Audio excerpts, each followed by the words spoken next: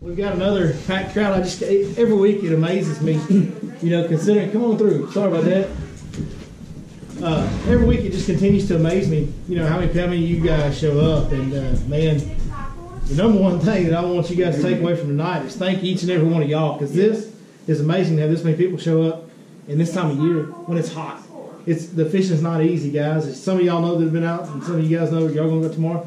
Boys, it ain't real easy. Like, you can catch a bunch in a hurry at the right time, but it's not easy, Mike. It's not. August is coming, and August is a dog day of summer. So in my entire lifetime, it's my least favorite time to fish. And so it's amazing to see how you guys continue to come to these seminars. It's heartwarming and all that. At the same time, I kind of look back and went, yeah, but I used to go every weekend when it was that hot too. So, you are my people, is what I'm telling you. That's exactly it. This is when you got to do it. The weekend's here. It's the summer. You got your kids off, but we literally just 10 minutes before all y'all showed up. We kind of even. Yeah, they even gonna come tonight. Yeah, and here they are. To see this many faces. Full house. I'm amazed that you take your time to do this. Well, I think, getting at that, I think the reason is because, in all honesty, I mean, there's guys that come from all different backgrounds. For me personally, Mike took a little different route. He's been in this game for a long time. For me personally, myself, when I say y'all are my dude, I was y'all. Y'all are my people. I was that guy that, worked Monday through Friday, and every spare minute I was thinking about the fish from last weekend and what I was going to do the next weekend. Lord help them if they let me out a few hours early, but I was gone. It was just, I was that guy. I started fishing this lake in a plastic boat, an 8-foot plastic boat, for crying out loud. That's, Here's the difference. So that's where I came from. I was never a big tournament guy. I was never, it wasn't about anything other than figuring out this magical pond out here called Lake Fork, because it's got giants in it. And it was truly about the next bite and how tricking that fish, and the art and science of that is what always got me. And I know that's what gets each and every one of y'all, because that's why y'all are here, to learn some more about that stuff. And it's just, I am driven to keep giving back that way. I'm sorry to be taking over here. You're good. I'm driven to keep giving back in that manner, because I've been there, and I would have given anything to have somebody that had spent as much time as I now have on this pond to do that for me back in the day. So it's my honor and my pleasure, and I'm so glad to have you guys. And I'll tell you what, I'm so glad to have a guy like this who has been doing it his whole life pretty much. He's been a professional his whole life, and it's just amazing to have a guy like him that has acquired all that knowledge over the years that's willing to come in here and do it as well. So thanks, Mike. Thanks back at you, because I'm gonna add to what he's saying. In this fishing business, I think you already know that most of us, when you first get to bass itch, you want to go compete. You always want to beat everybody else. You always want to have ego. And honestly, I'm not going to say that's norm, but that is the norm. A guy becomes a guide after he's had a long fishing career, decides, hey, I still love fishing, and whether it was a successful career or not. And this makes Mr. Billy Lawson extra special.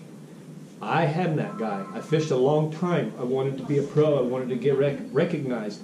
Maybe I did, maybe I didn't. I did find a love, and I found even more love to teach and to give all of that I learned in all those years.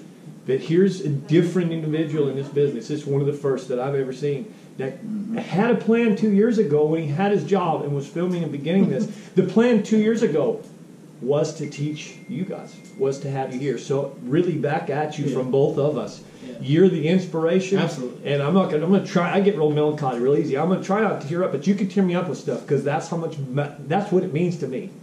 One other neat thing, we both, I think, thoroughly enjoy this more than you. Yeah, no doubt. And we really do. No doubt. When we hear somebody sends a picture of a fish that's something that maybe we just simply suggested, and we take no credit from that. We're teachers. So I always say to students, I said, listen, there's a teacher and you're the student. There's a lot of students in here. Some are going to listen better than others. Some are going to apply better than others. But once you go out there, what happens out there has nothing to do with me no more. It's all on you. I put the beans out there, you gather the beans, and you go use them.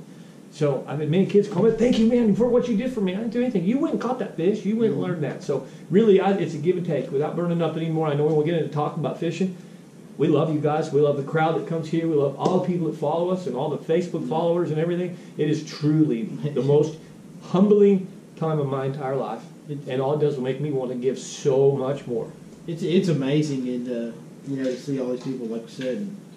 There's no sense in hiding from it or running from it. There's a lot of people that for whatever reason, don't like some of the information going out that we share.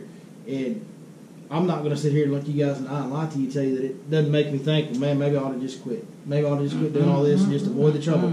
But here's the deal. Seeing all you guys every week, I'm like, man, I can't say what I want to say about them people right now. You know what I'm saying? Like, screw them. You know, I ain't worried about them. Because they don't count. Because they are the one compared to hundreds. You know, because you guys are here, and there's several of y'all in this room right now. We've got the room packed out. But there's thousands over the internet and different things. And that's what's, you know, as evil as today's technology and social media can be, the beautiful part about it is how it can connect people and how it can make information easy to share, and that's just awesome, man. I had some reading last week that God was telling me, see, even when you're angry, be kind. And I'll tell you what, this does fuel a fire. Some of you know what we're talking about. You know what? How you put that fire out? Just give you guys more. That's it. Just open the book some more. And that's a great segue right there. That's all I was doing. We're going to give you more. We're on to a new bait. I've been working with Heath over at Smash Tech. Mike's been kicking in with his input, and we've been working to develop this new bait. And no credit on our part, because Heath is the mad scientist. The reason how fast he did. The reason that I love Smash Tech bait so much, and I love Heath Taylor, is because it truly is, without a doubt, just like, you know, we're honestly trying to help you. This isn't about, man, I want to be the most booked guy on the lake. It has nothing to do with that, I promise you. I booked plenty of trips already. I don't need to come do these seminars to book trips. That's a small part of the big equation. Yeah, it's not. It's really about giving back. And Heath, it's as genuine as it can be. This man makes baits to fish them the best way that they can be fished. Like, he wants his baits to be the very best they can be if he's going out to catch as many as he can tomorrow. And that's how he makes his baits. He doesn't make them to sell them. He makes them to use them. And then he's just happened to have developed a company over time. And that being said, he's got a new one coming. We keep burying him like this, so he ain't going to fish no more. Yeah. Sorry, Heath. Yeah, no kidding.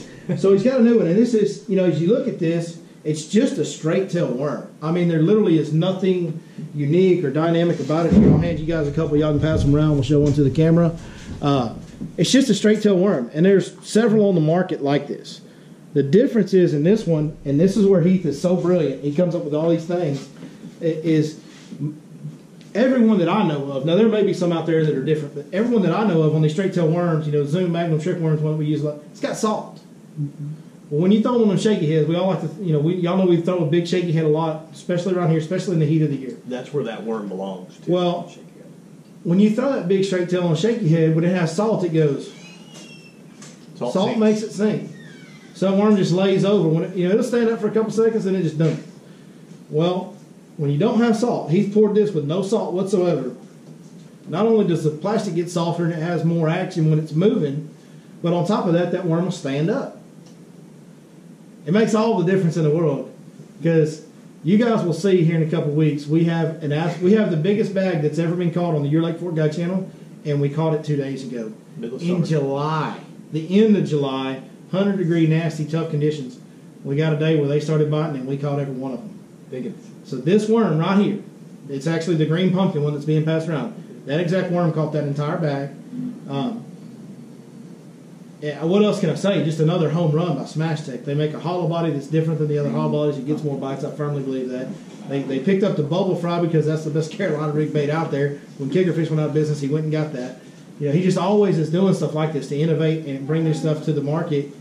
And he's not a big company. He doesn't care to be a big company. He's happy doing what he's doing because he's passionate about it. It comes from a genuine place. So that's kind of what green pumpkin. Yeah, I hear you, Joe. I hear you. Joe's over there trying to hold them. We are. You know what? We're going. Y'all pay attention. Y'all pay attention now, because we'll ask some questions at the end, and whoever gets the right answer, we're going. It's just one worm, because I don't have very many, because they're not even released. Like, these aren't even for sale yet. But I'm going to give 3 of you one worm apiece. You know what I just recognized? Huh? It smells like old Tom Ann worm too. It does. It smells like the old plastics when they didn't have nothing in them. No scent, no salt, nothing. Well, by the way, and if you are one of those kind of fishermen, no, that one was. Yeah, there's so there was one that had an air pocket on it, but they don't all have that. Those are the ones we get. Yeah. We get the mist. We get all the mist stuff. Yeah. The ones that will come to the market are like the other 2 that I handed out that have no. Okay. Yeah, that pocket at the front was just a mist pour. We get those. Yeah, I had a few of them today.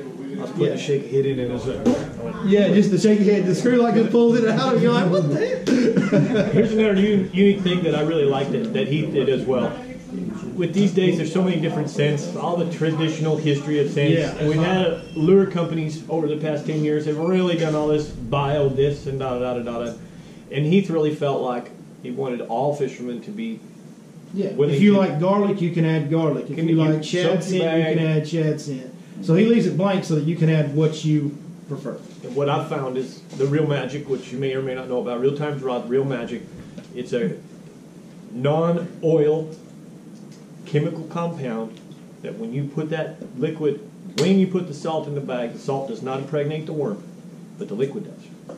And it's a reaction with the salt that makes that, whatever breaks that down, and your worm will grab up. So if you are a scent guy, I recommend you try that. They ate it without it. I've just been putting a little spiking on the tail. Yeah. Because I've been predominantly using the green pumpkin. I've been putting a little spiking on the tail just to give it a little more. Honestly, you know what garlic does? Does everybody know the purpose of putting garlic in baits? I promise you, bass don't like Italian food, guys. The purpose of the garlic in your bait is to cover up your scent. That's right. That's what most scents do, actually. Most scents, I mean, there's some shad, crawfish stuff. Most of them scents are to cover up your scent, not to attract the fish. It's just to make it stink and not smell like, to bass, we stink.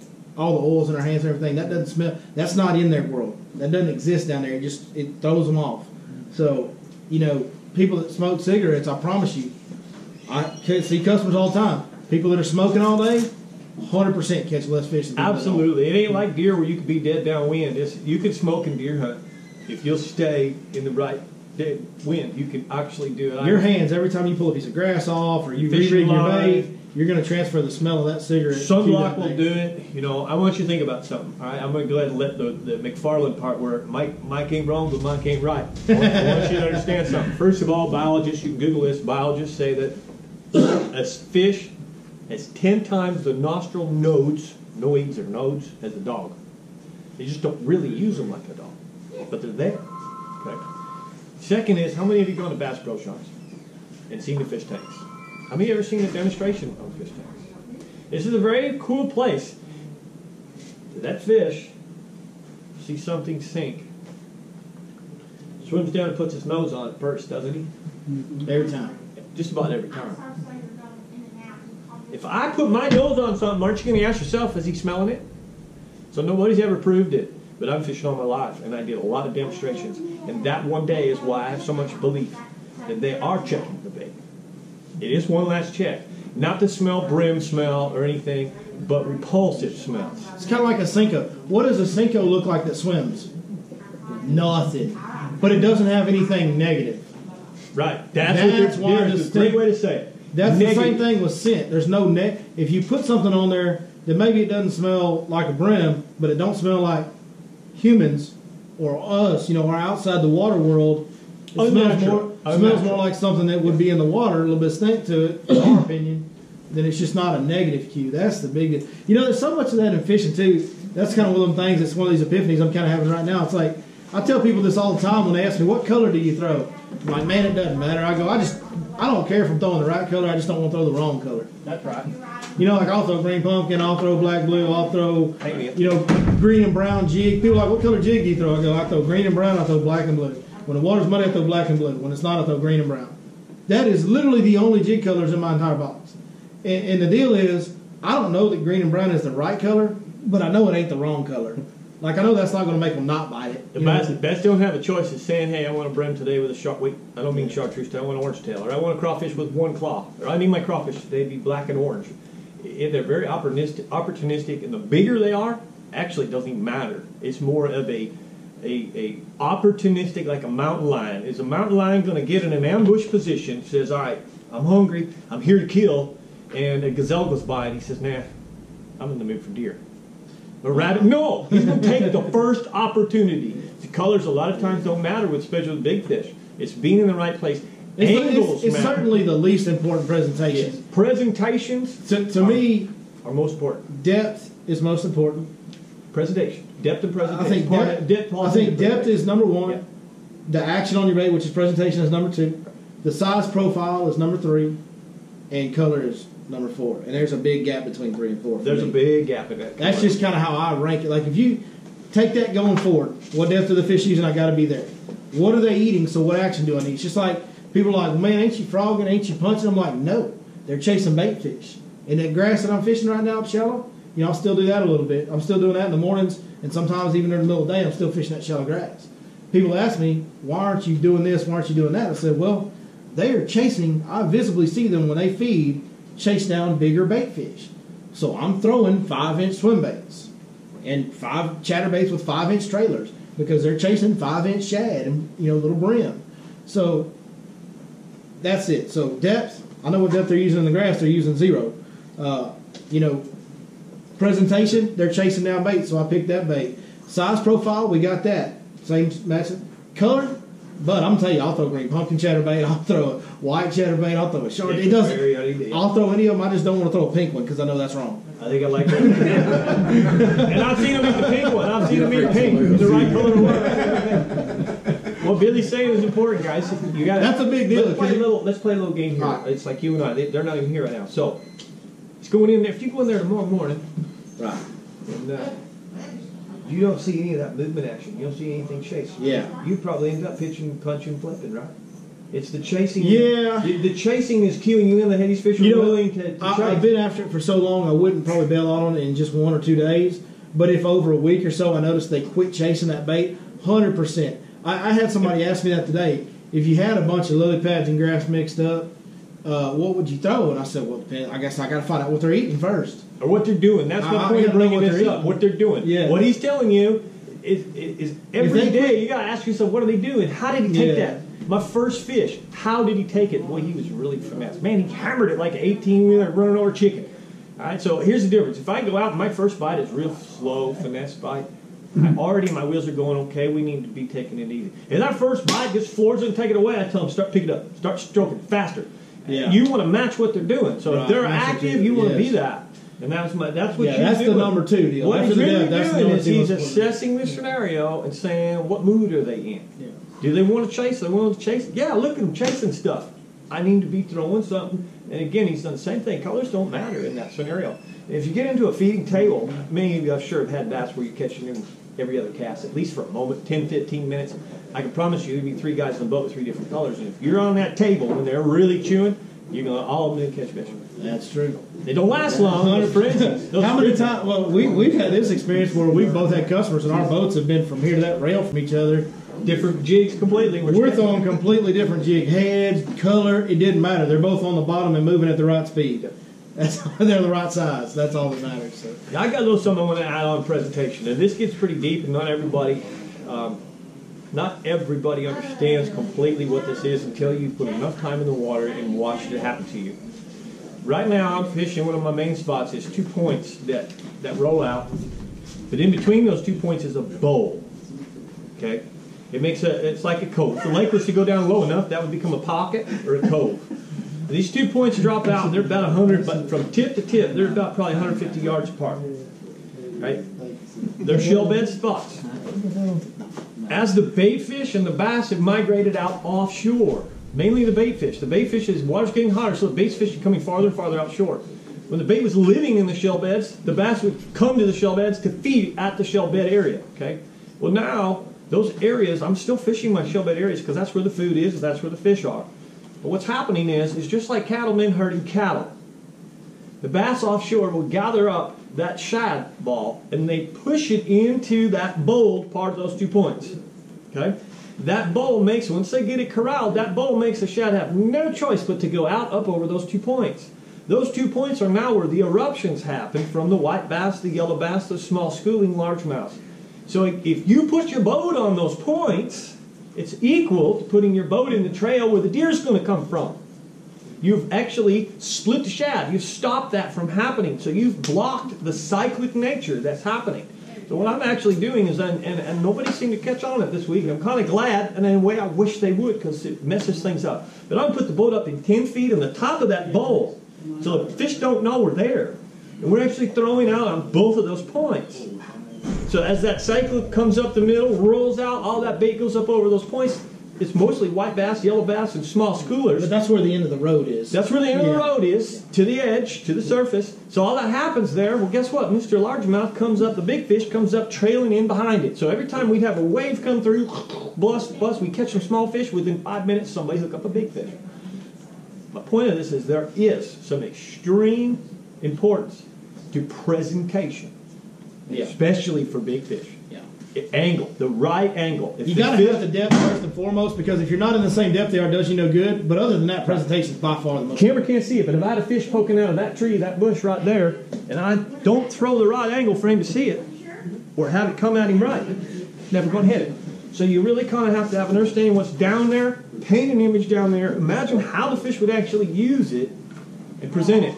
Be silly, I'm going to do a mic thing. If I'm going to serve you guys, I'm going to serve you from here, not from behind. If I bring a steak in, you're going to take it from behind, but you're going to look over your shoulder and be like, oh, thanks, Mike.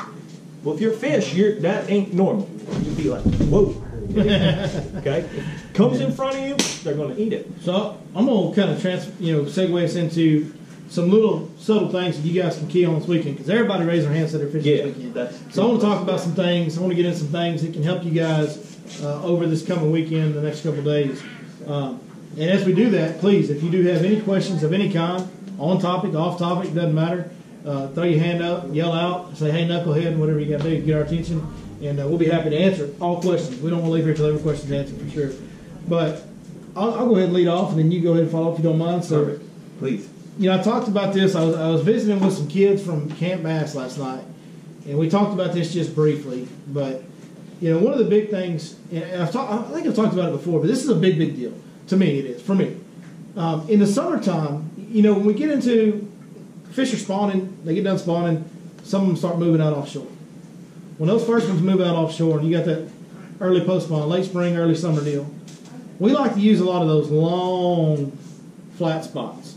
A point that runs a mile out into the lake, 3/4, half a mile out into the lake, and drops off on the end.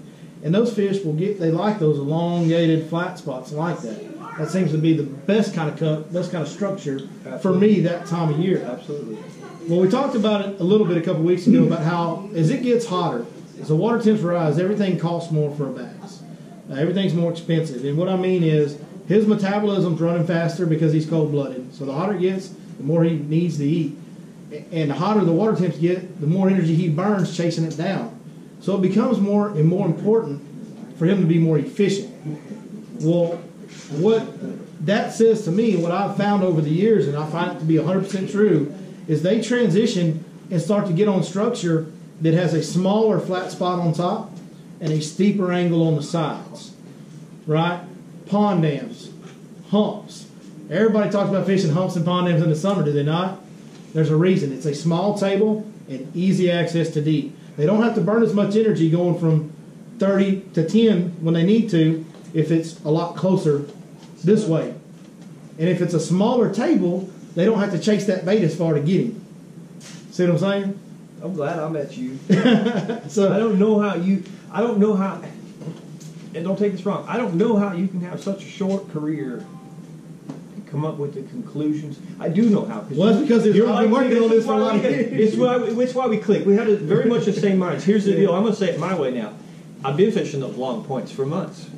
The fish use that to get out offshore. That's the highway. Yeah. Okay? They're done with that. My bite has actually been fading, getting less and less and less. It's fading so much that I actually rescheduled my tomorrow trip. Didn't want to do it. Don't tell Dr. Feckner, but I could.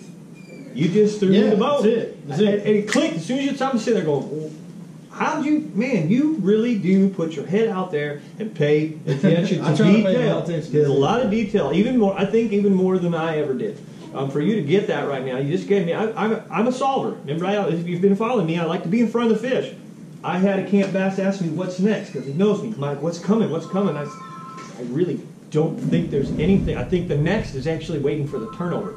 There's the next. That's what happens from now till the turnover. There's the next. Now they're going to get on tighter stuff. Yeah. Deeper, steeper, like the other edge of Heartbreak Ridge. The outside edge where you got 8 feet. Or the very end of it, where it falls into the creek channel and the hump on top. Yes. Yeah, that kind of stuff. And so just to kind of keep kind of good train on the tracks here. Great. For me, the key seems to be, the depth out here seems to be, they seem to want to use the structure that has somewhere between 8 to 10, maybe 12 feet on top. Like it needs to be kind of shallow on the top side of it right now. But where I'm actually catching them is in like 14, 15. So we're actually catching them down on the side. So But you got 30 right there. Yeah, my boat is a lot of times in 30 plus, I'm casting to 8 and letting it come down. Now I'm having to let it come down because if I get up there on 8, I'm going to be too close to being on top of them like what Mike's on. Well, these are different structures. You're not going to drag these uphill. Can't do it. So, because you're basically just dragging it straight up under the boat because it goes like that on the sides. You know, it's a pond and it falls straight down, or it's a hump that just falls off into the creek channel real steep. So, that being said, when you're having to drag down, there's an important factor, and especially this time of year. You know, there's a lot of guys that love the deep crank. There's a lot of guys that throw Alabama rigs, different, you know, and I will throw a jig head swim bait. I do like throwing that, boy. I used to throw it a little bit. Heath Taylor's turned me onto it even more, and I love it. But for me, you can catch them fish on reaction baits. You can catch them on a crankbait, and you're going to catch a bigger size fish on average on a reaction bite than you will on what I'm about to talk about. But day in, day out, cloudy, sunny, windy, calm, there's nothing more consistent than something that you can put in their face and leave it there, like a big shaky head or a Carolina rig. You got to slow down, guys.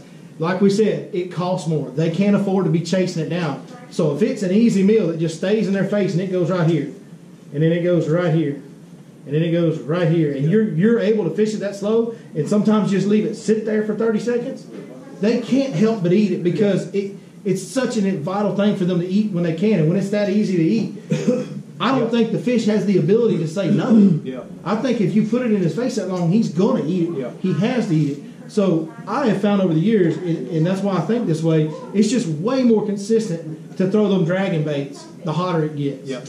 I mean, just so, and I'm talking about, hey, when I say slow, I'm telling you, I want you to go as slow as you think you can stand to go, and then you need to cut that in half. Or more. You can't go too slow. You can't absolutely go too fast. I can't tell you how many bites I've had on multiple lakes. This ain't just Fork. We got these bites on Fork this morning. We had them on another lake the day before yesterday.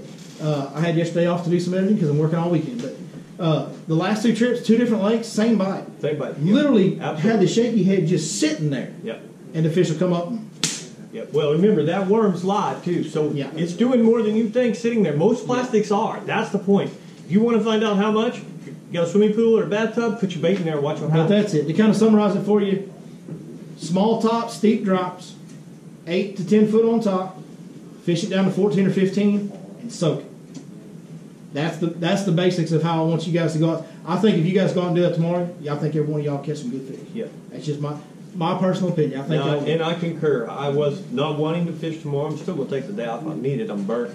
My doctor. It gets hard this time of year for guys like us. But I was at that point where I did not know not the first time ever, but the first time this season, I didn't know what was next. And I was thinking, all right, I'm just going to have to grind this out for about 4 more weeks until the first cold front hits and we begin to turn over. And there is a next. There's always a next. They're always doing whatever works best for them. And you know, here's what I really do want to bring in just quick.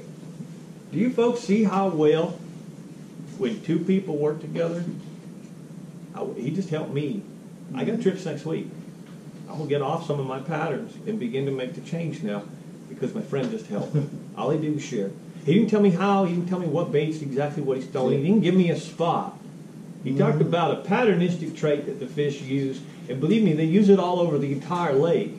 Believe me, they use it in California, and they use it in Arizona, and they use it in Florida, and they use it here. Whenever the situation presents itself, the bass is going to do whatever works out best for his survival. So you're the man. It's like earlier in the year, we were talking about a completely different kind of pattern, but I would just tell Mike, I'd be like, just tell me one spot you're using. And I didn't want him to tell me that spot because I want to go fish that spot. I just need him to tell me that spot so I know what it is and I know how the fish are using it, and then I'll just go duplicate it. That was when I knew that's when I knew, that's called replication and expansion. That's when I knew that the man had a lot more meat and potatoes in his skills than most. Because most don't even have a clue about replicating. It's making me feel awkward. A pattern. We're talking good about this. No, man, you deserve it. You deserve it. All right? I may have earned where I'm at in some cases and maybe not, but you deserve this. You've worked and earned it. The bottom line here is, here's something that any really top level pro will tell you. First bite is luck. The second bite, you're on to something. Yeah. The third bite, it's a pattern. Run it, baby. And now once you have the pattern, the word is replicate and expanded all over this monstrous lake. And if you get a pro that has that pattern and he tells you, I got it replicated and expanded, you're going to see that his boat isn't tied up with junk fish with 20. He's going to be narrowed down to 4 jigs and a drop shot or 2 cranks at top watt. He has cycled it down. You better watch out, because if they stay that pattern, I've got 3 rods that matter right now on my deck. I've got some shallow water stuff because we are capitalizing, because that bite does still exist. Right. Now, let me ask you a question on that, because for me, this scenario, at the crack of dawn, I potentially could catch fish on top at 8 o'clock in the morning. On top of the 8 foot? On the 8 foot, yes. At the crack of dawn, some of those bigger fish will pull up on that, and you could maybe throw a cranker at the pattern. I think a lot of that's going to depend on early morning wind situations. Good point. If there's cloud cover, then maybe a little more higher than if not. But I tend to find that what the wind will do, if it's flat calm, they'll come up, but they don't. I think they don't necessarily get on the crest of the structure. And they don't want to come up because it's calm. Well, they want to finish coming up. They'll come up, but they just kind of come up and suspend. They don't really get glued to the top. Even though your bait's there, they're not going to come the rest of the way. Whereas if they have some wind blowing in there first thing in the morning, they'll be in 8 foot of water but they'll be right on the crest of that structure like we like them. And that wind will give them enough camouflage where they'll shoot the other 8 feet to the top. That's the other key deal, guys, is y'all are out there looking for this type of stuff. When you're using your electronics, summertime's about windows. These fish, like I said, they got to be efficient. When the one feeds, there's going to be several others that feed with him, and they're going to run in groups. If you go across that structure and they're scattered out, and there's one down there on the structure, and there's 4 or 5 out here spread out suspended, move on. Unless your name's Mark Pack, leave. I'm serious. Run those spots. Like, literally, don't be scared to spend 2 hours driving and looking and driving and looking. Because I promise you, when you pull up on one of them spots and it's got the right stuff, it's 10 foot on top, you see them, and they're in 14 foot, and there's 5 of them going bloop, bloop, bloop, bloop, and all bass arcs with green in them, you're going to catch those fish. There literally is no reason to settle. It's like if you need an over in a big bass tournament and you're sight fishing in spring, right? Are you going to stop on a 5-pounder? Why would you? Well, you need those fish to be grouped up 4, 5, 6 at a time and glued to the structure. You know when they do that, you're going to catch them. They're going to eat. Why would you stop on something when you know they might not eat? I mean, you might catch a fish. You know, when they're there and suspended, you might catch one. You might catch that one that's on the structure. Wouldn't you rather keep going until you know you're going to catch a few? It's like playing the lottery. If someone tells you, here's a lottery ticket with $1 million odds, and here's one with 100 odds. Which one are you going to buy? Come on. Just play. It's knowing those scenarios. Yeah. Oh, awesome, Billy. That's really cool. I got some small fish. If anybody wants to catch some fish, you want some numbers? Tournament fish, baby. You want some tournament fish? Talk to us about that topwater deal in the middle of the day. Talk to us about it. Go ahead. So all this bait has finally really gone way out. Way out. It's in about 5, 6 feet of water, though. 5, 6 feet over 40. Over 40. Anybody familiar with SRA Point? Mm-hmm. Find it on the map. All you got to do is go out on SRA Point or any point like it. Back to these long points again. You go back on one of these long points, Chicken Ridge. You get out there on the end of that point and you'll just float. Quiet. Don't hit your trolling motor. Just sit there and be patient with a little yellow magic. You'll be surprised at how many fish will actually, you see shad flicker, throw. And you will be absolutely blown away. And catching topwater fish in 40 feet of water. Catching sand bass mixed in with sand bass mixed in with 2 pound. Let me ask you this. 19 boats on it in the morning. Now, I said that's all right to make a quick example. Trust me, remember replicate and expand. Yeah. They're all over the lake. They're all over the lake. But you can really catch a bunch of fish that way. The calmer the better on that deal. That's what I always find in the summer for a topwater deal. Yeah. Believe it or not, 1 o'clock in the afternoon, they'll bust the topwater over 40 foot. And it can be slicked off and bright sunny. That's when they school the best. What about alligator? Same thing. Hey, get off my hole. Yeah. No. Out, go. Out. Have the boat way out there. 40 feet. Yeah, way out there. Look, if your sonar ain't saying 37, 40 or so, your boat's not far enough out. By the way, guys, y'all don't all fight each other tomorrow, but the main alligator point is exactly one of the places I'm talking about. It has, and it goes all the way to 0 because it's a point, it's not a pond dam, but it has a very sharp there, and it's got a very short window that's about 10 feet on top. This is how simple it is. And it drops off into 30 straight down, so you can literally sit your boat out in 30 plus feet of water, throw to 6 to 8 feet, and come down. Just exactly like what I'm talking about. It is one of the spots I'm using. Okay, alligator, What he's talking about is about literally less than 100 yards from where I've been fishing those 2 points in that Yep. hole. Yeah. My bite's faded. And they just gone to that deeper, steeper drop. Where And it's if just sort of- anybody, any of the young kids that watch the next, by the way, I hope one of these young boys that asked me about the next, well, we just got the next. Mr. Billy gave you the next, and it's about 100 yards.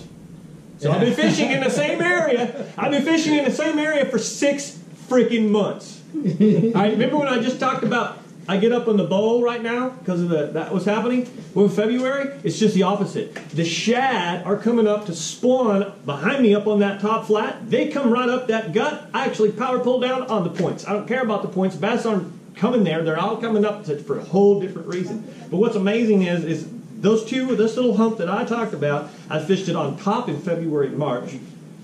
Then those fish went and spawned, and he just stroked them. And I said, where'd they go? Yeah. Me.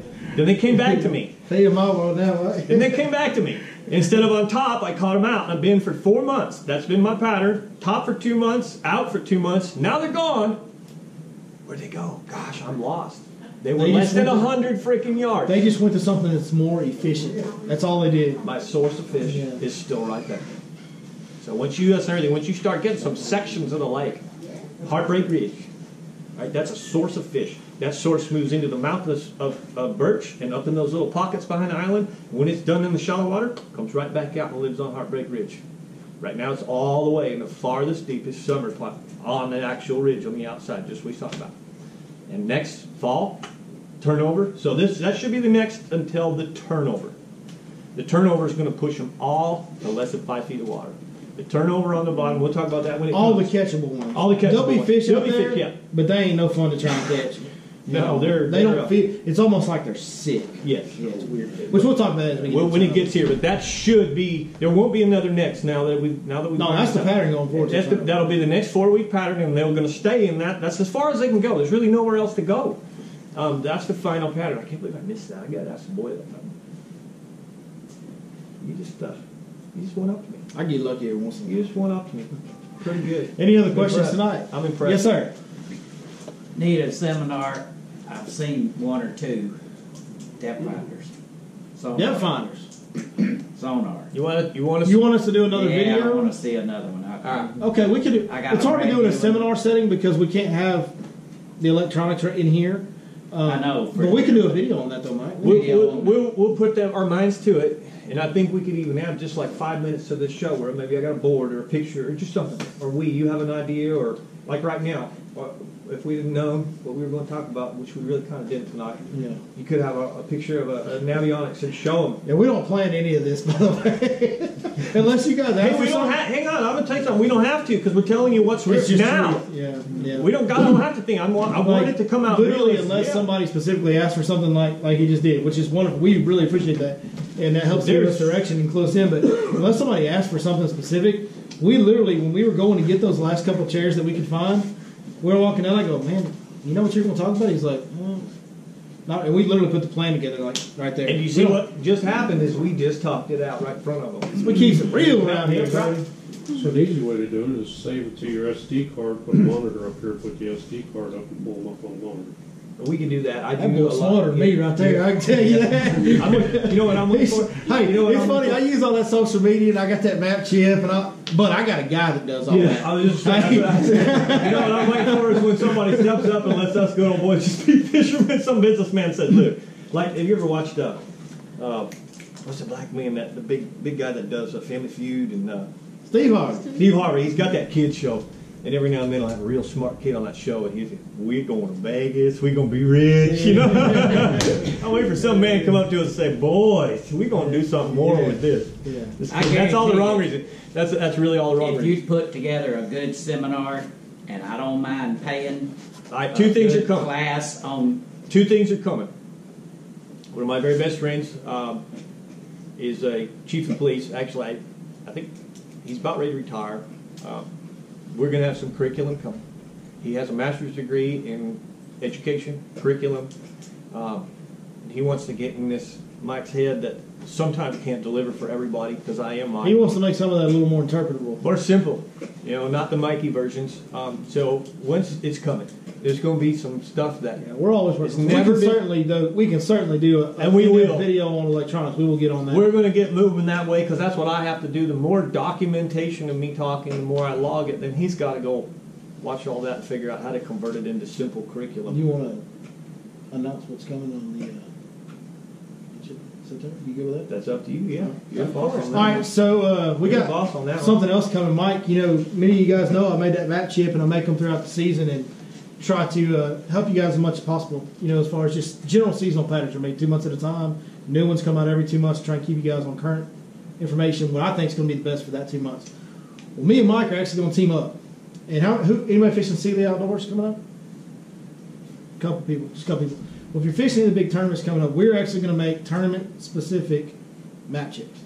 We're going to get together, use both our heads, use shallow, deep, everything in between, and make a map chip that is the end-all to be-all, in our opinion, for what we would do if we were fishing the Sealy Outdoors tournament, as far as specifically targeting 16-inch fish under the slot and specifically targeting overs. So we've got more to come on the map chips. Guys, I promise you, these wheels never stop turning. Just like I never stopped thinking about fishing, I never stopped thinking about ways to try and help y'all. And some of this stuff has value, so we got to make a little money off of it. But like we said, on the map chips, we make them for 2 months at a time. We sell them for $50. It's less than a tank of gas in your boat. It's $2 per spot. It always has. It's less than $2 per spot. It always has 30 spots or something like that. So it's less than $2 per spot. So I try to make it as fair of a deal as I can. At the same time, there's a lot of time, effort, and some expenses that go into making that. So I got to make a little money. That's the same thing. We're going to do the same thing. It'll have just as many spots, if not more. It'll retail for the same. And it's basically, we're just trying to get a little bit of money for our time and really get mostly our expenses back. So that's coming as well. So we're going to start working together on some of these chips. We're never going to stop helping You you left guys. one little cool part out. What's that? We want to see somebody walk the stage with a freaking 10+ fish and say, I just We got won this close. thing. We got close. Mr. Roy right there. I want somebody to say, we won won it out. the over, and then I want someone else saying, I won the under. Yeah, we do. We're going to try. I mean, we're going to make it as good as It's we can. going to be real, I promise you. Because it's we not want gonna be you guys to win. That's And, right. and Mr. Roy, he did win an hour at the Skeeter Owners Tournament this year, based on some of the knowledge that he's gained. From us is what he says, and it's just awesome. But he went out there and caught him. But to think that we had any hand in helping him, man, that's what it's all about. Yeah, That's what it's all about. yeah, it really is. It's awesome. Any more questions? Yes, sir. So this year, I think we've probably seen more double-digit fish being caught. And here recently, even, I think there was a 10 and a 12. But every week we're still having 10s. Yeah. So it seems like the lake's coming back a little bit. But what are you targeting for so, it's fun to go catch a bunch of little ones, but if you're targeting the big overs, the double-digit fish, is there specific things that you see on this lake that those fish are targeting? 100%. Yeah, I can answer that question. I can answer that question in 2 words: gizzard, shad. That's it. When I'm shallow, when I'm shallow, when I'm fishing the shallow water, I caught a 10-6 in the end of May, early June, somewhere in there. When I'm shallow, I'm targeting gizzard shad, and up there I can kind of see them. When the basket's chasing them, you'll see shad the size of your hand go skipping out of the water. Gizzard shad that big. Yeah, sometimes bigger than that. Who saw the picture of the one I found floating? Sucker was 15 and a half inches. Like he would have cut a check in the Owners Tournament, Jack. He don't know, but this is just a start. I want one twice that size. Yeah. Not necessarily long, but a little bit longer. So, and fatter. even being offshore, there's something that I specifically look for. I want to see the little bait. When you go across on your electronics and you just see, and this is going to get into a little bit of an electronics class, and I'm not the electronics guru, but I do know what I'm looking at when I look at sonar. You see that tight ball, it's just a straight ball, and it's all one piece. That's small shad. That's thread fin, some type of small bait, thumbnail shad, something like that. And no yellow, no density to it. Well, sometimes they will. If they're packed tight enough, you'll get some green in there. Little But bit. it'll just be a straight ball. There won't be any distinction between the ball. It's all one ball. That's small shad. If you look, you'll see sometimes where you'll see some things, and it'll be in a ball, but if you look, it's rough. The ball's rough. And if you look real close, it's a bunch of little arcs. And they're actually individual arcs. It's picking up the individual arcs because these are bigger bait fish. That is one of two things. That's brim or gizzard shad, and either way, I'm in. So it could be the barfish too, but it could be barfish. Hold but in. either way, still in. So the bigger bait fish is the deal out here. Whether it be crappie, whether it be, it's finding the bigger bait. So you want to see the small, because it's all part of the same deal. You want to see the small shad. Well, guess what's eating them small shad? Brim, barfish, gizzard shad. Gizzard shad will eat those little tiny shad. I've seen said it. the keyword right there. All part of the fish. So I want to see that ball shad, then I want to see the bigger bait, and then I want to make sure that my bass are present. I want to find them somewhere around all that. Those arcs grouped up in a hunting mentality. I don't necessarily want them right next to each other. Okay, if that shad is kind of in a ball and them bass are right next to them, you will not catch a fish. Like the bait won't be balled up. Those shad aren't scared. If those bass are near them and they're in a ball, those shad are not scared. Yep. I actually prefer to see the shad kind of suspended out off the side of the structure and the bass glow to it. Because that bass is sitting there waiting for one of them things to screw up, and I'm fixing to give him something that's going to screw up, right now. So that's kind of to target the truly bigger fish. It's about finding that bigger bait. I mean, that is. So my bite has changed, but for 4 weeks, I described the bowl. It was 4 weeks ago. It was pinky shad, and it was brim, barfish that were eating it. So all my surface spoils that would happen were super small fish, but I'm seeing pinky size shad fly, and I knew, okay, brim and barfish, perfect. That's what the bass are eating. And I mean the shell bed areas. That's a shad bait on top of that shit. So when this worm stands up, it's imitating the fish down eating on the bottom. That's what that stand-up worm's doing, and it's busy. So in essence, it's like a mountain lion seeing a gazelle, and the gazelle is forgetting to look up. I remember seeing it. Gazelle's got his head down, just chilling. He don't look up. Mountain lion's gonna be like, "Hey, dude, you see that dumb gazelle out there? I'm gonna put stock on that gazelle." So the first thing is the location, which was a great question that you answered. Food chain. Billy and I talked about this. I don't think we've ever said this on any, but you realize we've never said this on a show yet. I loved it when you said it last week. Do you realize that as a bass fisherman, I'm gonna even go a notch farther. Oh, we're going to get deep. If you're a predator fisherman, you're actually a plankton hunter. Yeah. At your core, you're hunting plankton. Yeah, that's true. At your core. Where the life is where the little fish feed, where the bigger fish feed, where the bigger fish feed. Where's the shark in the ocean? Is he up on top of the shallow reef? No, he's on those edges.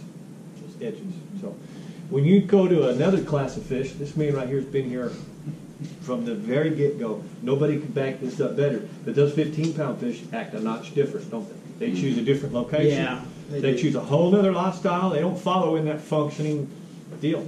And they're so big, you whatever they want. A 3-pound bass. A 15-pound bass can eat a 2-pound bass. The reason I solely focused on just, it's all about bait fish, and I didn't really say, well, you got to find this type of structure or whatever. The structure is important. In 4 foot of water, I fish offshore structure. Yeah. In 4 foot of water. I get out in the middle of the creek, I find a hump, I find a creek identical bend, to I find a point that sticks out. It's the same thing. Same thing. And that's important, getting some stuff out in the middle that allows them to be, again, efficient. Move deep to shallow. The deep to shallow is relative. If the deepest water they got is 8 foot, they want to be able to use it as efficiently as possible. But the reason I just focused on the shad is because I didn't want you to get keyed in on. I'm a firm. You don't have to fish 30 foot of water to catch a giant. No. You don't have to fish 4 foot of water. I mean, you can literally fish in all different depths. To me, it's more about, am I fishing main lake or am I fishing grass-related fish? That's kind of once I'm not in. If I'm not in spring and I'm not in fall, am I fishing main lake out in the middle of the big water, or am I fishing back in the creeks finding structure in grass flats? It's just a smaller playing field in that grass flat, but it's kind of the same deal. So it's identical. What you showed me is it's 100%. You just take some numbers off the depths. The fish utilize the terrain. They use it the same way. They use it the same way. But I always hesitate to tell people, well, if you want to catch a giant, you got to go down there to the south end, fish next to that 60 foot of water, and fish them points down there, because it's just not true. The 13-year-old boy that caught the 12-2 with me this year, guys, that fish had no eggs.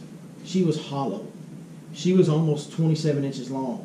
2 weeks earlier, before she dropped her eggs, or 3 weeks, whatever it was, that fish was probably close to 14 pounds. Oh, yeah. Hey, it don't get a whole lot bigger than that.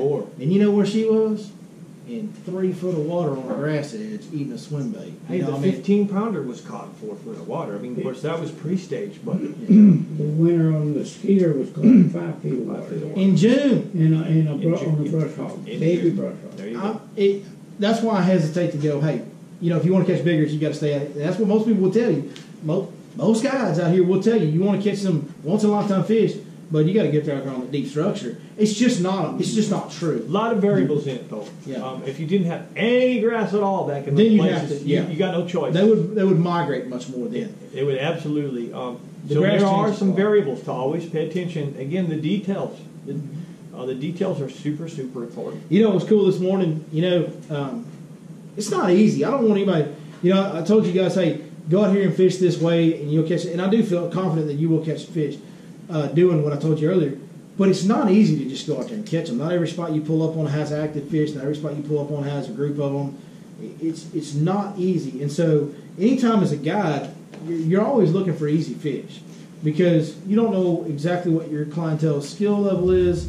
You don't want to fight hang-ups. You'd rather fish open. Like, I promise you guys, I would much rather fish open water, main lake structure with customers every day. I fish that grass because I'm confident I'll catch them better when I'm fishing the grass. But today, I was kind of winging it because it's been tough. And I knew what type of structure I needed to look for, but I ran. We went to the grass this morning, caught a few. And then after that, that bite wasn't really that great. So we left that. I said, let's go fish. These guys were wanting to learn about main lake structure anyway, so let's go fish some main lake structure. So we run down the lake.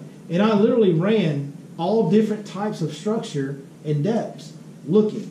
And I'm completely winging it on a lake that I spend 300 days a year on. Completely winging it. That's the best thing you can do sometimes. But I'm paying attention. I'm going, okay, bait fish are using this depth, the bigger fish are right below them. Before I was going with the first piece of structure, I knew 14, 15 foot was my depth.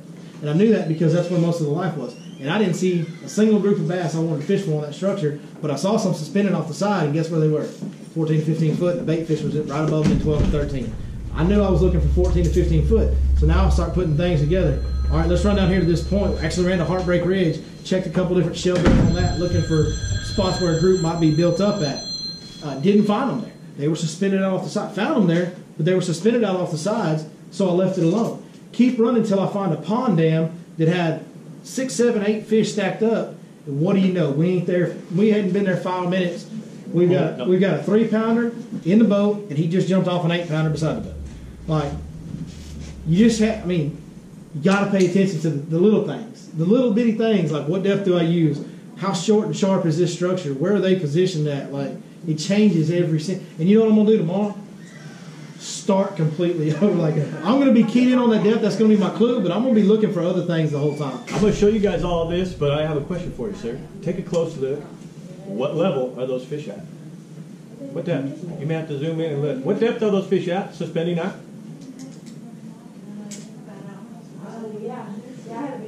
Somebody, take a close look in there if you can see the depth. What depth is that? Draw a line across. 15 foot. Over what? 25. Over 26 foot. There you go. 15 feet. That's the strike zone. That's the number. That's where they're hunting. It's a no-brainer. So even if you see them suspended, that doesn't mean that I want to fish for those. What that means is I want to run structure that I think has a good possibility of them ambushing something in 15 foot of water. So I want to run a pond dam that's got a good edge or a shell bed or something in 15 foot of water. So those fish are tough to catch. Yeah, underneath. Yeah, those fish are tough to catch right there because they're just no man's land. If you can relate, that's what he's doing. Relate the 14 to the wall. You see the fish on the wall, you're going to buy. Oh, yeah, my fish. Mm-hmm. Guess where they were? Hey, so we talked about Alligator Point. Everybody knows Alligator. I think everybody, probably most people that fish here much know Alligator Point pretty well. That's exactly the depth we caught our fish today. They were just sitting in that 14 foot range, and we would sit out in 30 foot of water and throw up there to 6. And as it would come down, that's where you get a bite. That's the point between 2946 and Birch Creek. Where are you talking? Alligator Point's down there. With all the alligators on it? Yeah. It's kind of straight across from SRA on the outside of Little I Canyon. told you where it was at. Okay. Yeah, straight across from SRA in essence. If you just if you'll go straight across from SRA, you'll hit the loop. Straight out of the mouth of the Cheney Point, that long point. Yeah. All right, let's give away. I know these are only singles, but we're going to give away more than just worms now. We're going to ask a few questions. What is Mike McFarland's website? Who knows? Your Lake Fork guy. No, that's my website. Pilot fish. He can use it. No, I don't care. He can use it. The Lake Fork guy. The Lake Fork guy. There it is. One of the two. Which color you want? Green pumpkin? The green pumpkin. There you go. I'm gonna wrap my bow one of these Wow, days. pack of those, I'm gonna yeah. wrap my bow. You got a question? Come on with a question. What are Billy and I getting ready to do together here in the next few months? Make a chip. For what? Uh-oh. Tournament specific. Tournament specific. That's right. You want plum apple or red shad? Red shad. I would take plum apple because red Plum shad's got a apple. hole in the head. Who wants the holy red shad? Anybody? Here, I'll take it. Wonder what it's for. I ain't got no more. All right, I'm gonna give away one more thing. Kind of. Who wants to come out on one of my filming days with me this? Woohoo! Everybody, okay? Man. Out of all of those, I want y'all to raise your hand one at a time now. What is the biggest best 5 bag that has ever been on the Your Lake Fork Guide channel as of today? 40 pounds. That's wrong. 105. 105. Best 5 bag. That was the Yeah, on his side. Toyota tournament. On part. your Lake Just Fork best guy. 5 on one of my On one videos. day. 45. On one of my videos. Huh? 30 and a half. Counting the one you just. Hey, raise your hands. I'm hearing a bunch of numbers. 45. 45, no. 48. 48, no. 32. 33. 30. What? You can't say it. I can't take you. 32. you said 33 first. They're still in between. I'm going to give you some. That's close enough. That's within a pound. It was 32 and change. It was with Justin Rackley and Andrew Flair. It was sight fishing this spring. So you get to come out with me for a day filming. Nice. Good deal? And don't forget to watch the bag. That's much bigger coming in 3 weeks. The reason I asked that is because, 2 weeks from Monday, that number will be elevated by several pounds. Dang it, I took notes. Watch that. Biggest bag of the year. In the middle of See what we're taking up? I'm sorry. Trouble with my husband. He was thinking I'm on the phone, and I was thinking Oh my goodness. I'm so sorry. Oh, wow. So a couple of quick things that I would like to, this gentleman right here, I really like some of the questions, and I think I have a couple of things I want to comment that are going to help you and where you're mentally thinking about for it. There were a lot more 10-pounders caught this year. Anybody in the crowd have any inclination why? Why weren't they caught last year? Why weren't they caught the year before that? Vegetation coming back. Part of it. Yep. I'm going to take you back. I'm going to take you back to 2014 because he just talked about it. What happened in the TTBC in 2014? And what was it? 110 pounds for first place. 110 pounds. Let's elaborate. It's 110 pounds over 3 days. That's 15 fish. It's best 5 weighed in each day. 110 pounds for 3 days. 15 fish. Smallest fish you weighed in over 3 days. Out of those 15 was 6 3/4 pounds. Guys, that is, make no mistake about it, that is better than Falcon. That is better than the Gunnersville Alabama. That is the best Blew away that old record. tournament fishing average 3 weight days. that has ever Blew happened. away California. Second place, 107 pounds. Okay, now stay with Now me. they had more total weight at Falcon, but they fished 4 days. We fished 3 here.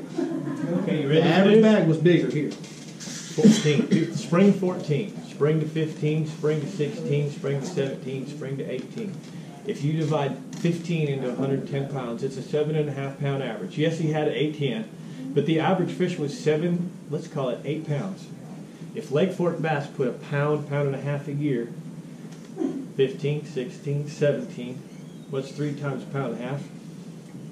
4.5. Add 4.5 to an 8 pounder, what do you got? 12. So that class of fish. And depending on age, We and had a so many massive class of fish in 2014 that was in the 7, 8, 9 pound range. It's And now it's in more, the 10, so 11, 12 pound range. if I can, we'll add on that. So what's going on here is 2010 kind of started it, 2011 major drought. 2011, 12, Very 13 important. drought. Dying. None of those years did all the fish that were born in 2011, 12, and 13. We had very few survive. The sand bass, the crappie, they annihilated the fry because there was no shoreline cover for the fry to hide in because the lake was down. So all those fish that Combs caught in 14, the reason there were so many, the percentage was so high of 6 and 7 pounders, is because they were all born 5 and 6 years ago. There just wasn't very many fish in the lake that were born in the last 4 years at that time. That's right? why it was tough. That was the only little cycle that we And had. so you Hard. had so many big fish then, all the fish they were catching, and those guys are going to catch fish. That's just what they do. And so they were catching big ones. Well, those fish that were born 5-6 years ago then, well, they're now in that mature class. They're at their peak. They're 10, 12. Some are going to continue to be bigger. Guys, we will see fish continue to get bigger. There will be some 14, 15, 16 fish caught more regularly over the next few years. Yep. The beautiful part about it is we have now got a huge bumper crop of fish Cycle. from 2014, 2015, 2016, 2007. Cycle. Like all of those, the water came up, flooded the bushes, grass started coming back. All of those year classes, the fry had a great survival rate. Called fry recruitment. What's your fry recruitment rate? Well, we have a high percentage over the last 4 or 5 years. That is the reason that Fork will continue. If you've noticed this year, there was a lot bigger underbags caught in these stringer tournaments, JC Outdoors, Media. Man, there was a lot of 10, 11-pound bags of unders caught because there's so many young fish in the lake as well. So while there may be a gap in, which we don't really have that gap because those fully growed males that are in the same class as those big females, they're 5, 6, 7 pounds on this lake. Yeah. So we're not missing those 5 to 7 pounders because we got all those males from that older class. But there is a group of females that's missing from that 5 to 8 pound, 9 pound range, right? Yes, but we got another group coming behind them that's starting to get 4 and 5 pounds right now, bud. And a group behind that, and a group behind that, and a group behind that. We got 4 to 5 years of just 15, 16, 17, 18. Each one of those is a cycle. I say all that long story to tell you that we're seeing more now. The lake's staying full. But here's the best part to me about it is this is the part that makes as a guy who makes his living out here, you just go. Yes. Mm-hmm. It doesn't 10 years, now. It doesn't matter. Even if the fish are here. If the lake drops and we don't have any fry survive the next 2 years, we got 4 cycles growing. It doesn't matter. We have 2 pound to 5 pound fish that are going to continue to grow. They're going to continue to do whatever works best for them. If it's out in the middle of the pond chasing bait down, that's what they'll do. If it's in the grass, that's what they'll do. But they'll grow because there's a huge amount of plankton. Plenty of and there's a huge amount of all different types of bait, and those fish will continue to grow at the rate that Lake Fork always grows. Most fertile water in the entire United States. So Right, it's yeah, the only To major. happen what happened in '99. What's that? Just won't happen what happened Well, in '99. hey, so let's speak on that for a minute. It's kind of a conspiracy theory or whatever, but being the grass guy that I am, I witnessed some of it last year. I witnessed it firsthand. There wasn't no denying it. I can go back and show you video evidence of it. Last year there was a bunch of hyacinth in the lake. Lots. In certain areas. Seen it Certain 5 areas. years or so. Certain areas. Texas Parks and Wildlife has this thing, man. If it's an invasive species, bud, they got to spray it. Here's the deal. It's a government agency. They have to. They got to find something to do to keep their jobs. They got to find something to justify what the state is paying them for. Well, their deal at Texas Parks and Wildlife is invasive species. They got all these hands on there working, getting employed to get rid of invasive species. Well, hyacinth is technically an invasive species. So they come out here last year and they sprayed it.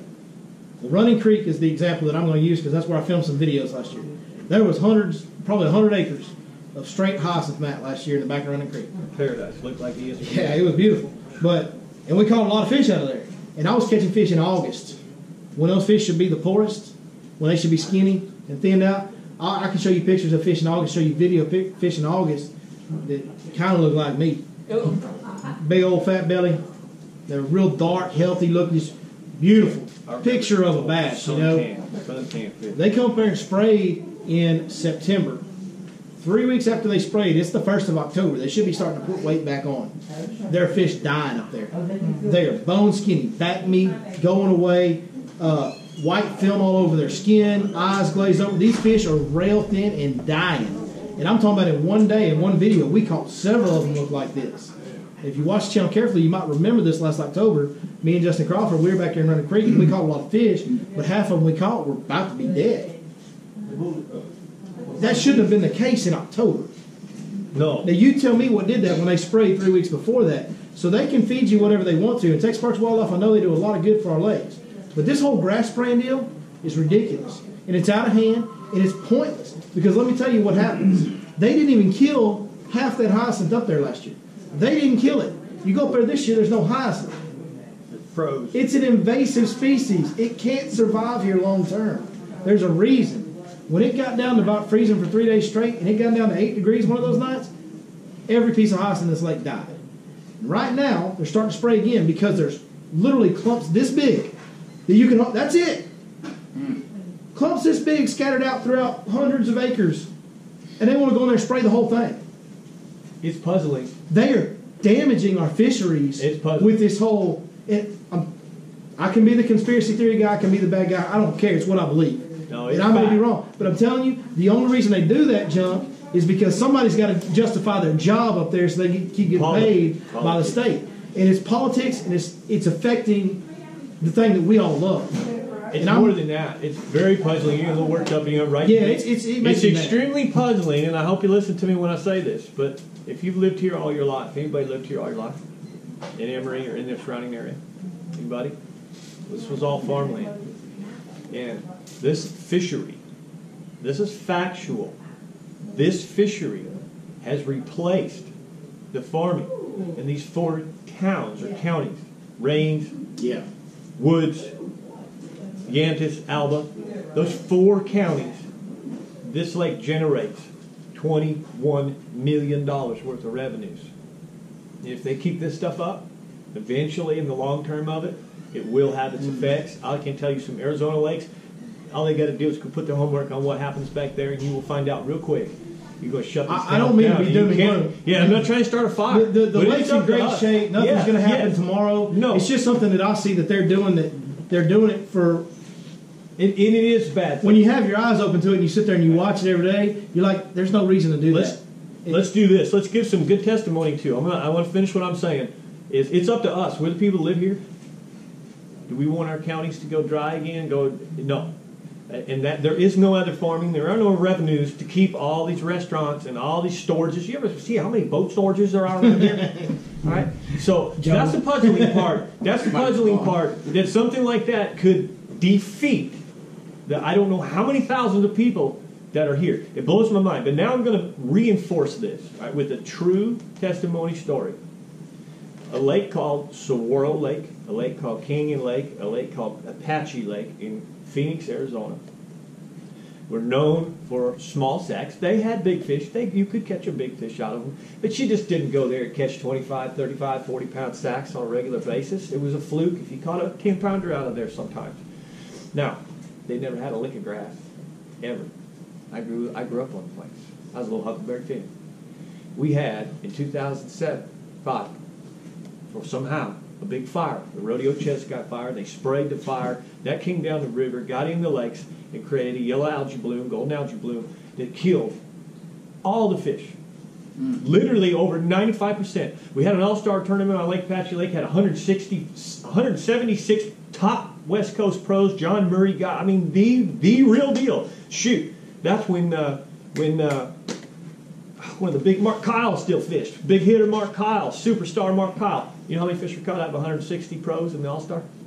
One. One. Now, for the first time in 2007, Arizona didn't have the money. Very small game and fish foundation. Not a lot of money. We understand that. 60% supplemented from the federal government. We had no fish. We can't get no fish. Texas says, we'll give you some fish. Texas gives us some fish in 2007. But at the same time, for the first time in 43 years of my life, these lakes, we don't know why, nobody's found why, started growing grass and hydrilla. And this stuff blows up like Brandy Branch. Why you gotta say that out loud? By 2010, no. So precursor to all this, if you were in a tournament on those lakes, a one-day tournament, you had a 12-pound sack, you'd be like, hey, we did all right. We go catch a check, 12 pounds. You had a 15-pound sack, so, oh crap, there's your winner. All right, 3 years. They stocked those fish in 2007, 8, 9, and 10. If you had 25 pounds, you'd say, slim go, we ain't in this thing. That's what grass. Miracle, man. That's what grass does for bass. So now we'll finish up with this. Shell beds are great. Shell beds hold plankton. The bass can't live there. Okay? The plankton gets built up in those areas, so everything feeds there. It's a table. It's a visiting table. But grass holds plankton, holds food. It's almost like the bass gets to live in the refrigerator. Yeah. More efficient. Grass we talk about something. grows bass. We know this, and now I am talking to those that do care to listen, anybody in the politics. Grass grows bass. We know this. We've known this.